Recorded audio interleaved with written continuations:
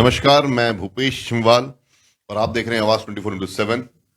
आज हमारे स्टूडियो में यूथ कांग्रेस के प्रदेश अध्यक्ष श्री सुमित्र भुल्लर जी हमारे साथ हैं, जो कल देहरादून में जो हादसा हुआ, जो पूरा घटनाक्रम घटा, युवाओं पे जो लाठीचार्ज हुआ, पत्थरबाजी हुई, वो पूरे घटनाक्रम पे जहां आज पूरे प्रदेश भर में एक आक्रोश है।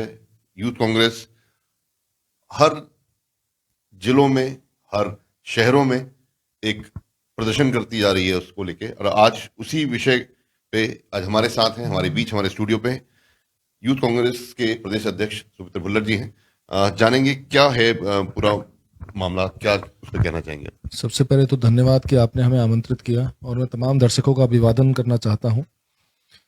और आज जो आपने अभी इशू छेड़ा कि जो कल का मामला हुआ, घटनाक्रम हुआ लाठीचार्ज का, उस संदर्भ में जो आज हम लोग प्रदर्शन पूरे प्रदेश में कर रहे हैं, हमें बहुत गहनता से इस बारे में विचार करना पड़ेगा और समझना पड़ेगा कि आप ये जानिए कि जो प्रदेश के युवाओं का जो कल प्रोटेस्ट किया, उससे पहले निरंतर लंबे समय से वो वही मांग लगातार करते आ रहे हैं। आप जब से वीपीडीओ और वीडियो वाला भर्ती का घोटाला यूके SSSC वाला आया था, उस समय से लेकर के आज तक आप मानिए कि प्रदेश के तमाम विपक्ष के लोग, हमारे यूथ कांग्रेस के लोग, पूरे प्रदेश भर में कांग्रेस के लोग, तमाम सामाजिक राजनीतिक संगठन, तमाम जो युवा एकता मंच जैसे कई जो युवाओं के संगठन हैं, उन सब लोगों ने एक मामले में, सब लोगों की एक राय है कि इस प्रकरण की सीबीआई जांच आवश्यक है। और ये इसलिए आवश्यक है क्योंकि जो वर्तमान में प्रदेश के युवा हैं, उनका विश्वास सरकार से और सरकार की संस्थाओं से उठ चुका है। क्योंकि आप देख रहे हैं लगातार तीसरे दिन कोई ना कोई नई घटना सामने आती है, एक के बाद एक पेपर लीक हो रहे हैं। पिछले लंबे समय से कोई एक भी परीक्षा ऐसी नहीं हुई है जो पूरी बिल्कुल निष्पक्षता से पूर्ण हो पाई हो। तो ये समस्या है और समस्या का स्थायी समाधान प्रदेश का युवा चाहता है। और अगर स्थायी समाधान की दिशा में सबसे महत्वपूर्ण कदम है सीबीआई जांच, और उसकी मांग लगातार करते आ रहे हैं। पहले लगातार उस मांग की अनदेखी की गई, और जब युवाओं का जो धैर्य था वो जवाब दे गया और सब युवा बड़ी संख्या में एस्पिरेंट जब सड़क पर उतरे, तो उसके बाद आप देखिए क्या बर्बरता और क्या लाठी किस तरीके से चली है। तो मुझे लगता है कि हमारा जो उत्तराखंड प्रदेश बनने का जो हमारा सपना था, वो सपना कहीं बिखरता हुआ नजर आ रहा है। पर सुमित्र जी, कल पुलिस ने भी इस चीज को बोला कि जितने भी युवा थे, छात्र थे, उन सब ने वहां पे शांतिपूर्ण तरीके से वहां पे उनका आंदोलन चल रहा था। पर कहीं ना कहीं कुछ समय बाद उसमें कुछ उस पूरे आंदोलन को कुछ लोगों ने हाईजैक कर लिया, कुछ अराजक तत्वों ने, कुछ अराजक लोगों ने उसको हाईजैक किया, और वो घटना पत्थरबाजी में तब्दील हुई और लाठी चार्ज से करना पड़ा। उसको आप किस नजरिए से कहेंगे। आपने ये जो सवाल पूछा है बड़ा इंपॉर्टेंट है, और इसको मुझे लगता है कि दो हिस्सों में बांटकर मैं देखता हूं इसको। पहली बात कि अराजक तत्वों का बीच में घुसना और सरकार का विपक्ष के लोगों पर आरोप लगाना कि विपक्ष इनको भड़का रहा है, विपक्ष इनको अराजकता के लेवल तक लेकर के आया है। तो पहले तो मैं इसको कोट करूं कि विपक्ष तो पहले दिन से ही युवाओं की मांग के साथ है। हमने हमेशा कहा कि सीबीआई जांच होनी चाहिए। आप उठा करके देख लीजिए पिछले 6 महीने के हमारे तमाम पार्टी के नेतागणों के जो बयान हैं। और तो और जब यूके SSSC घोटाला हुआ था, वीपीओ और वीपीडीओ वाला, तो उस मामले में भी सबसे ज्यादा कांग्रेस के लोग सड़क पर आए। उस मामले में सदन में सबसे ज्यादा कांग्रेस के विधायकों ने उस मांग को उठाया, और बड़ी मुश्किल से तो सरकार ये मानने, जब हमने प्रमाण दिए तो बड़ी मुश्किल से तो सरकार ने इस बात का स्वीकार किया कि कहीं ना कहीं समस्या है और उसकी जांच होनी चाहिए। लेकिन आप समझिए कि कांग्रेस के लोग, विपक्ष के लोग किसी को भड़काने या किसी को गलत दिशा में ले जाने का काम नहीं कर रहे हैं। हमारा पहले दिन से हम कोई नई बात भी नहीं कर रहे हैं। हम पहले भी कह रहे थे, कल भी कहा, आज भी कह रहे हैं कि हम युवाओं के साथ हैं, इस प्रकरण की सीबीआई जांच होनी चाहिए। यही बात तो पुष्कर सिंह धामी जो युवा मुख्यमंत्री हैं, वो भी कह रहे हैं कि वो भी युवाओं के साथ हैं। ऐसा है। अब वो कितना युवाओं के साथ है, इसके मैं आपको कुछ उदाहरण बताना चाहता हूं। पहले 5 महीने लग गए इनको ये स्वीकार करने में कि भर्ती में कहीं गड़बड़ हुआ है वीपीओ वीपीडीओ में, और उसके बाद इन्होंने जांच की बात करी। आप ये समझिए कि एसआईटी जांच कर रही है, तमाम प्रदेश की एजेंसियों से जांच करवाई जा रही है, और जांच का आलम यह है कि अभी उस मामला रजिस्टर हुए और जांच शुरू हुए 6 महीने पूरे नहीं हुए हैं। लेकिन आप बताइए कि जितने आरोपी एजेंसियों ने बनाए थे, 55 से ज्यादा उसमें, उसको 55 ज्यादा की बेल हो गई है। 55 लोगों को तो गिरफ्तार किया गया। हाँ, 55 लोगों को गिरफ्तार किया गया, लेकिन 40 से ज्यादा की उसमें बेल आउट हो चुके हैं 40 लोग। आप समझिए कि क्या क्या मजाक है, ऐसी जांच होती है। आप अभी तक जवाबदेही तय नहीं कर पा रही हमारी एजेंसियां कि कौन गुनहगार है और कौन गुनहगार नहीं है। और पुष्कर सिंह धामी जी की बात कर रहे थे, आप माननीय मुख्यमंत्री हैं हमारे, वो हम उनका बहुत सम्मान करते हैं। लेकिन आप समझिए कि वही ऐसे बयानवीर मुख्यमंत्री हैं हमारे, जिन्होंने तमाम बयान दिए कि प्रदेश में अब नकल कराने के बारे में कोई सोच भी नहीं सकता। उसके प्रमाण उपलब्ध हैं, आप लोगों के मीडिया स्पेस में आप लोगों ने कवर किया उसको। लेकिन आप देखिए कि एक तरफ ये बयान आता है कि नकल कराने के बारे में कोई सोच भी नहीं सकता, हमने नकल माफिया की कमर तोड़ने का काम किया है पूरे प्रदेश में, ऐसा मुख्यमंत्री जी कहते हैं। नहीं, और वो लेकिन कह भी रहे हैं कि लगातार एक के बाद एक लेकिन STF उनके कार्रवाई आप करेगी। समझिए कि उनके बयान आने के 4 दिन बाद एक नया घोटाला सामने आ जाता है। और अगर घोटालों को रोकने की बात है तो क्यों नहीं जवाबदेही तय हो पा रही है? और अगर हम सीबीआई जांच की मांग कर रहे हैं तो उसमें समस्या क्या है? निष्पक्ष जांच सरकार क्यों नहीं चाहती है? सवाल यह है। नहीं, और वो तो हम कह रहे हैं सब हम कानून लेके आ रहे हैं। देखिए, ये समझ इनका हमेशा से एजेंडा लोगों को भटकाने का और ध्यान भटकाने का रहता है। आप समझिए, अगर कानून लेकर के आ रहे हैं और अगर निष्पक्ष जांच चाहते हैं और अगर नकल माफिया की कमर तोड़ना चाहते हैं तो किसको बचाना चाहती है सरकार जो सीबीआई जांच की मांग को बार बार नकारने का काम कर रही है? हम तो पहले से कह रहे हैं कि सरकार की लोगों की मिलीभगत से परीक्षा लीक हुई है।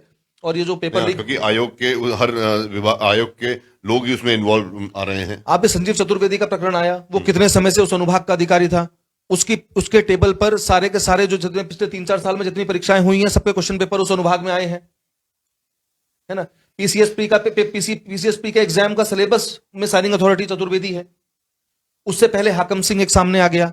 ये नए नए प्यादों को फंसा करके अपने लिपापोती कर करके अपने दामन को साफ सुथरा दिखाने का प्रयास कर रहे हैं। लेकिन आप मानिए कि इतने बड़े घोटाले किसी भी प्रदेश में सरकार की मिलीभगत के बिना संभव नहीं है। पर सुमित्रा जी, वो तो साफ कह रहे हैं, मुख्यमंत्री पुष्कर सिंह धामी ने साफ कहा है कि हम इस पे कानून ला रहे हैं और जेल के साथ साथ आजीवन कारावास के साथ साथ 10 करोड़ तक का उस पर जुर्माना भी लगाने का, वो अभी जो उन्होंने कल ही शायद उनका बयान आया है, जब वो कह रहे हैं कि युवाओं के साथ नाइंसाफी नहीं होगी, फिर कांग्रेस उसको एक सापेक्ष रूप से एक अच्छे रूप से क्यों नहीं समर्थन देती है उसको?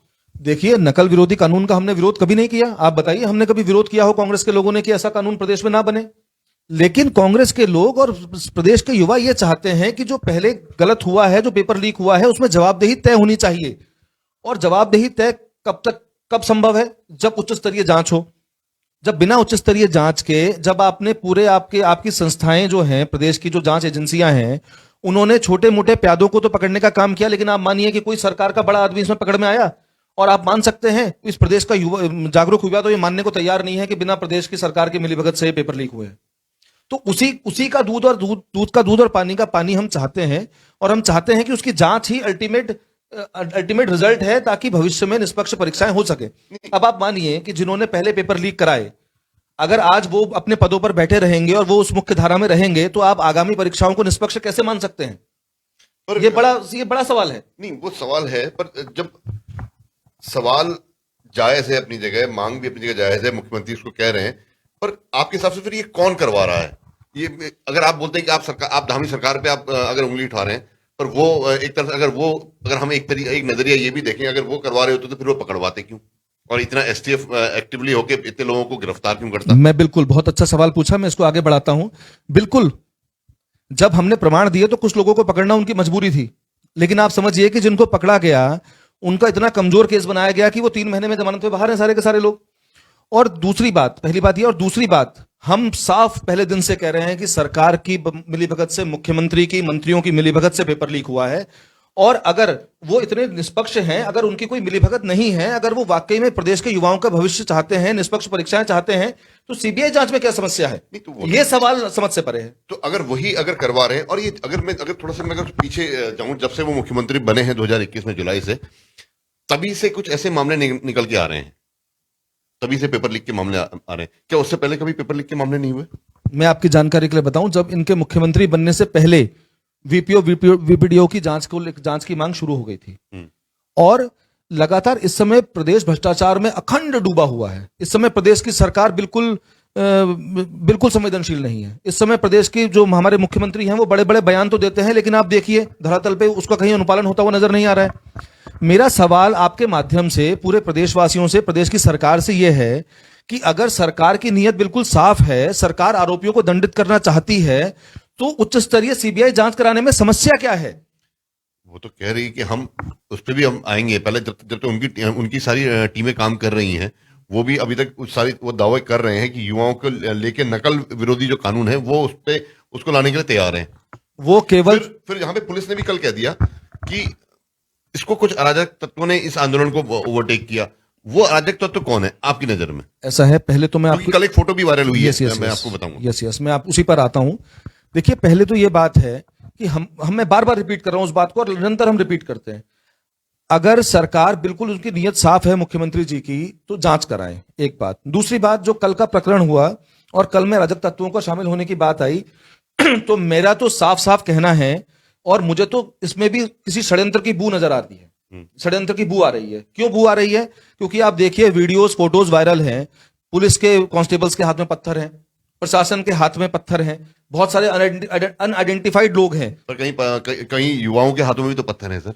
देखिए, एक नौजवान युवा, अगर आप मानिए कि अगर वो उसको उसके अधिकार नहीं मिल पा रहे हैं, और अगर वो अपनी बात को रखने के लिए सड़क पर उतर रहा है, तो अगर प्रशासन उनको दमन करने के लिए या उनको डिफेम करने के लिए, उनको बदनाम करने के लिए, उस आंदोलन को, उस मुहिम को अगर ऐसे कदम उठाता है, तो हर नौजवान का टेम्परामेंट एक लेवल का नहीं होता है। बॉबी पवार की जो फोटो वायरल हो रही है भुवन कापड़ी के साथ, आपके उपनेता प्रतिपक्ष भी हैं, उनके साथ जो फोटो वायरल हो रही है, और बीजेपी ने इसको काफी हाईलाइट भी किया है, उस पर क्या कहेंगे?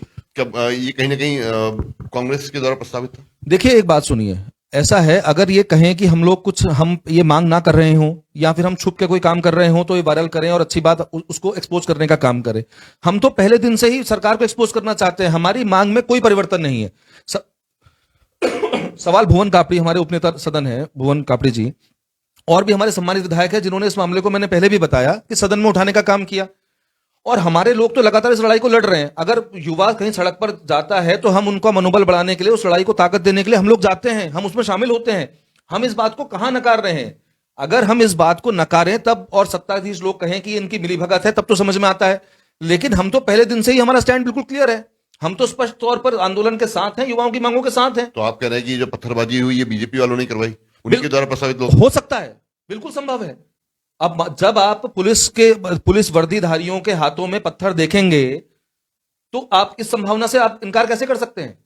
और वैसे भी ट्रैक रिकॉर्ड है भारतीय जनता पार्टी का और बीजेपी सरकारों का, कि ये लोग हमेशा इशू को तोड़ मरोड़ करके और इशू को डाइवर्ट करने का प्रयास करते हैं। तो क्या हो सकता है कि ये उसी दिशा में किया गया एक प्रयास हो उनका?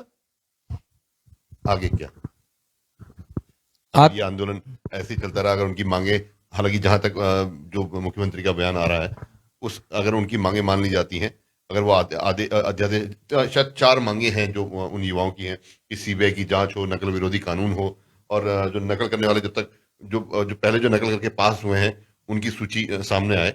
और चौथी मांग थी कि जब तक ये जितने लोग हैं, ये सामने ना आ जाए, तब तक नए एग्जाम ना कराए जाए। ये उनकी 4 मांगे हैं। इसके अगर ये मांगे मान ली जाती हैं, तब आपका क्या स्टैंड होगा? देखिए, ये मांगे, इसमें कोई भी नाजायज मांग नहीं है, और ये सारी मांगे मानी जानी चाहिए, और हम भी तो यही लड़ाई लड़ रहे हैं। सरकार मांगे माने, सरकार जांच कराए, और हम धन्यवाद करेंगे सरकार का। बस 2-3 मांगे तो मान ली हैं, कि जैसे नकल विरोधी कानून उन्होंने बोल दिया है कि हम उसको लेके आ रहे हैं, और सामने बोल दिया कि उनकी सूची भी, वो जैसे अभी दरोगा भर्ती का हुआ था, वो उन्होंने जाहिर किया, उनको निकाला भी गया। और उसी के साथ अब जो भी वो अब बोल रहे हैं कि जितने भी पकड़े जा रहे हैं, उनकी लिस्ट भी सामने आ रही है। फिर अब क्यों विरोध? मैं आपको बताना चाहता हूं, एक सीबीआई जांच को छोड़ के, अगर मैं बोलूं, पहले तो सीबीआई जांच की भी जरूरत क्यों है, इसमें मैं कुछ टेक्निकल पॉइंट्स को आपके सामने रखना चाहता हूं। देखिए, एक तो कोई भी परीक्षा पत्र लीक होता है, तो उस परीक्षा में आने वाले प्रश्नों को लीक किया जाता है, या लीक होते हैं। आप देखिए कि उत्तराखंड में लोक सेवा आयोग में पूरा क्वेश्चन बैंक ही लीक हो गया। आप, एक और तकनीकी बिंदु है कि जब कोई भी ऐसा भर्ती प्रकरण, ऐसे कोई एग्जाम्स में समस्या आती है और न्यायालय में जाता है, तो उसके लिए भी एक लोक सेवा आयोग, एक नियमावली है कि एक तय समय सीमा के बाद ही उसके जो ओएमआर शीट्स होते हैं, और जो वो उनको डिस्ट्रॉय किया जाता है। लेकिन आपकी जानकारी के लिए बताऊं कि पीसीएस मेंस का एग्जाम जो 1 साल पहले हुआ, उसकी ओएमआर शीट्स और उसकी आंसर शीट सब डिस्ट्रॉय कर दी गई। तो ऐसे बहुत सारे मामले हैं। संजीव चतुर्वेदी वही आदमी है जिसके टेबल में पीसीएस प्री का भी एग्जाम भी गया। संजीव चतुर्वेदी वही आदमी है जिसके सिलेबस में भी साइन है, जो पीसीएस ने एथिक्स का सिलेबस है, उसमें उसके सिग्नेचर है, वो अथॉरिटी है उसमें। तो सीधा सीधा आरोप लगा रहे हैं कि ये धामी सरकार के ही द्वारा पूरा किया जा रहा है। एग्जैक्टली। और हमारे आरोप को तब और बल मिलता है जब सरकार सीबीआई जांच से बचने का काम करती है। एक पुरानी कहावत बुजुर्ग हमारे सुनाया करते थे कि चोर की दाढ़ी में तिनका। लेकिन आप समझिए कि अगर इन्होंने कुछ गलत नहीं किया है, अगर सरकार की मिलीभगत नहीं है, पुष्कर धामी की इसमें मिलीभगत नहीं है पेपर लीक में, तो फिर बचाने का प्रयास क्यों कर रहे हैं? हमारा सवाल तो यही है, यही कोर क्वेश्चन है। और सीबीआई जांच की जरूरत क्यों है? मैंने आपको दो तीन टेक्निकल, अगर हर मामले में सीबीआई की जांच होने लगी, फिर लोकल इंटेलिजेंस का फिर क्या यूज है? मैं आपको बताऊं, अगर इतने बड़े प्रकरण की सीबीआई जांच ना हो तो सीबीआई का क्या यूज है फिर इस देश में? यह भी सवाल है। आप मानिए कि प्रदेश के युवाओं को जो विश्वास है संस्थाओं से उठ गया है, सारी परीक्षाएं कॉम्प्रोमाइज्ड हैं। अगर ऐसे गंभीर प्रकरण की सीबीआई जांच नहीं होती है तो फिर सीबीआई होने का देश का क्या औचित्य है? मुझे, मेरी तो समझ से परे यह है। और देखिए, आपने जितनी जांच एजेंसियां जांच कर रही हैं, ये आपने बिंदु उठाया, आप मानिए किसी भी बड़े मगरमच्छ को पकड़ा गया और जितने लोगों को पकड़ा गया उनकी जमानतें कैसे फटाफट हो रही हैं, आप देख रहे हैं। नहीं, हाकम सिंह अभी भी जेल में है। हाकम सिंह को भी मेन इशू पे बेल मिल चुकी है, उसके ऊपर गैंगस्टर और बाकी चीजें हैं, इसलिए वो अभी तक जेल में है। और हर जगह एक जगह एक प्यादा इन्होंने हाकम सिंह फिट कर दिया, दूसरी जगह दूसरा हाकम सिंह आ गया, तीसरी जगह तीसरा हाकम सिंह आ जाएगा। और अगर हाकम सिंह की ही बात करें तो आप समझिए, क्या कोई जिला पंचायत सदस्य किसी भी प्रदेश में उसकी इतनी क्षमता होती है कि वो लोक सेवा आयोग जैसी परीक्षाएं लीक करा पाए बिना सरकार की मदद से? क्या संभव है? प्रदेश के युवाओं के मन में एक बात बैठ चुकी है कि इस सरकार ने मिली भगत करके पेपर लीक कराया है और वो जांच चाहते हैं। और हमारी जो मांगे हैं, जो युवाओं की मांगे हैं, हम उनके समर्थन में हैं। और कांग्रेस किसी को गुमराह नहीं कर रही, कांग्रेस खुलेआम इस लड़ाई को लड़ रही है और हम लड़ाई को आगे बढ़ाएंगे। उन्होंने अपील भी करी है सभी युवाओं से कि आप विश्वास रखें, कि उन्हें अभी आप अपने सरकार पे, बीजेपी सरकार पे आप विश्वास रखें। अपील की है कि आप किसी बहकाव में ना आए। मुख्यमंत्री उनके साथ हैं, सरकार उनके साथ है, और किसी भी तरीके से ये कार्रवाई रुकेगी नहीं। और जो भी जितने भी दोषी हैं इस नकल प्रकरण में, उन सबको सजा मिलेगी। देखिए, आपने कहा कि मुख्यमंत्री जी कह रहे हैं विश्वास रखें। अभी विश्वास किसने तोड़ा है? विश्वास सरकार ने खुद तोड़ा है, हमने नहीं तोड़ा है। ये इसलिए तोड़ा है क्योंकि उनके बयान कुछ और होते हैं और धरातल पर कुछ चीजें और होती हैं। उन्होंने बड़े बड़े बयानवीर बनते हैं। आप समझिए, आप सरकार की नीतियों को अंकित करते हुए मैं आपको कुछ आपका ध्यान आकर्षित करना चाहता हूं। आप मानिए कि सरकार एक तरफ कहती है हम बहुत बिल्कुल पाक साफ है, नकल माफिया तोड़ दिया। आपको मैं जानकारी के लिए बताऊं कि वीपीओ वीपीडीओ जो पहला जो सब बड़ा घोटाला सामने आया था, उस घोटाले को लेकर हम 4 महीने तक हल्ला करते रहे। हमारे विधायकों ने सदन में मांग उठाई, लेकिन इनके कान में जू नहीं रेजी। आपकी जानकारी के लिए बताऊं कि वो जब जांच शुरू हुई उससे पहले भी सारे प्रमाण बेरोजगारों द्वारा उनको दिए गए हैं, जिन प्रमाणों को आधार बना करके जांच शुरू की गई। और कहीं ना कहीं सुमित्रा जी, आपको नहीं लगता कि जो आवाज आप लोग उठा रहे हैं एक विपक्ष होने के नाते, वो मजबूती आपकी आवाज में नहीं दिखती? आपको नहीं लगता? क्योंकि कहीं ना कहीं कमजोर विपक्ष की तरह एक कांग्रेस काम कर रही है। मुझे नहीं लगता। मुझे लगता है कि विपक्ष के लोग अपनी जिम्मेदारी बहुत ठीक से निभाने का काम कर रहे हैं। हमें उत्तराखंड की जनता ने एक तरफा बहुमत भारतीय जनता पार्टी को देने का काम किया, उनको प्यार देने का काम किया। लेकिन कांग्रेस के लोग पहले दिन से जहां पर भी जरूरत पड़ी, जहां पर भी सरकार ने अहंकारपूर्ण रवैया अपनाया, जहां पर भी सरकार ने गलत काम करने का काम किया, जहां कर सरकार ने अनदेखी करने का काम किया, आप मानिए कि उस समय हर जगह अगर लड़ाई लड़ने का काम किया है तो विपक्ष ने किया है, कांग्रेस पार्टी के लोगों ने किया है। और अगर इस प्रकरण की बात करें, भर्ती घोटालों की स्पेशली, तो मैं आपको बताऊं कि युवा बेरोजगारों के हक की सबसे ज्यादा आवाज इस प्रकरण में अगर उठाने का काम किया है तो कांग्रेस के लोगों ने किया है। सबसे ज्यादा प्रदर्शन करने का काम किया है तो यूथ कांग्रेस के लोगों ने किया है।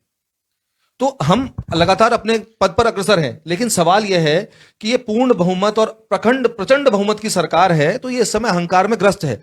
तो इनको नहीं, समय लगता है। आपने मजबूत विपक्ष की भूमिका तब भी निभाई थी जब इतना किसानों का आंदोलन हुआ था, आपने तब भी एक निभाई। पर असर लास्ट में वही हुआ कि वापस बीजेपी सरकार सत्ता में आई। पूरे दावे किए जा रहे थे कि कांग्रेस की सरकार आने वाली है, फिर उसके बाद जब परिणाम आए तो परिस्थितियां बिल्कुल उलट थी। देखिए, बिल्कुल हम एक राजनीतिक दल हैं और चुनाव के नतीजे जो होते हैं वो मायने रखते हैं, सत्ता और विपक्ष मायने रखता है। लेकिन अगर हमें जनता का प्यार नहीं मिला और अगर हम सरकार में नहीं आ पाए तो इसका मतलब ये तो नहीं होता कि हम जनता की लड़ाई लड़ना छोड़ दें, जनता की आवाज उठाना छोड़ दें। हमें ये लड़ाई निरंतर, हमें जनता जिस भी रूप में अपनी सेवा करने का मौका देगी, हम वो लगातार काम करते आए हैं और आगे भी करेंगे। अभी एक हमारे दर्शक का सवाल आया, क्योंकि हम जब भी लाइव करते हैं काफी दर्शक उसको देखते हैं, तो उसमें एक सवाल भी आया। कांग्रेस पर खुद बेरोजगारों को बहकाने का आरोप लग रहा है, वो बहका रही है, और खुद कांग्रेस के शासनकाल में भी कई ऐसे भर्ती घोटाले हुए, उस पर क्या कहेंगे? मैं तो कहता हूं कि जब कांग्रेस की सरकार में अगर कोई ऐसा प्रकरण हुआ है तो उसकी जांच हुई है, उसमें जवाबदेही तय हुई है। और अगर कहीं पर नहीं हुई है तो वर्तमान में भारतीय जनता पार्टी सरकार में है, अगर पिछली सरकार ने भी कुछ गलत किया है तो उसकी भी जांच करे, और जो गलत है उसको सलाखों के पीछे होना चाहिए। तो तब भी कौन सी सीबीआई जांच हुई थी? तब भी तो जब कांग्रेस सरकार थी तब भी तो कोई सीबीआई जांच नहीं हुई, फिर आज आप सीबीआई जांच की मांग कर रहे हैं। उस समय सरकार के ऊपर प्रदेश के युवाओं का भरोसा था, युवाओं की जो मांग थी उनकी भावनाओं के अनुरूप काम किया गया था। आज के समय में प्रदेश की सरकार के ऊपर, संस्थाओं के ऊपर युवाओं का भरोसा नहीं है। और आज हमको एक के बाद एक प्रकरण होते जा रहे हैं ये। और आप ये समझिए कि जितनी भी मांगे हैं, ये कोई मांगे हमारी मांगे नहीं है, ये हमारे बेरोजगार युवाओं की मांगे हैं, एस्पिरेंट्स की मांगे हैं, और हम उनकी मांगों का समर्थन कर रहे हैं। और रही बात भड़काने और बहकावे में लाने की, तो बहकाया वहां पर जाता है जहां पर उत्तराखंड का युवा इतना जागरूक है कि वो किसी के बहकावे में आने वाला नहीं है। उत्तराखंड के युवा लगातार हम लोगों से संपर्क कर रहे हैं कि भैया आप लोग हमारी लड़ाई लड़ो, आप लोग हमारी मदद करो।